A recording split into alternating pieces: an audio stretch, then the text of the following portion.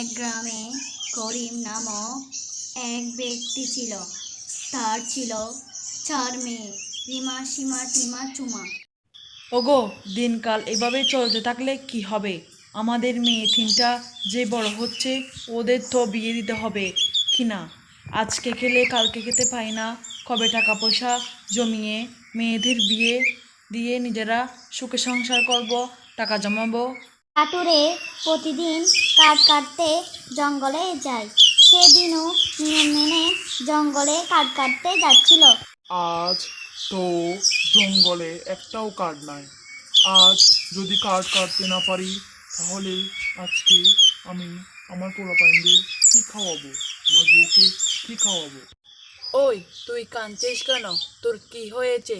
কি হয়েছে বল, তুই কাঁদছিস কেন? বল, আমায় বল, আমি তোর সব সমস্যা সমাধান করে দিব। আজ গলে গিয়ে কি খাবো? আমি আজকে জঙ্গলে কোনো কাঠ কাটতে পারিনি। আজ জঙ্গলে কোনো কাঠ নেই। আমার 3টি মেয়ে রয়েছে, তাদের বিয়ে কিভাবে দিব?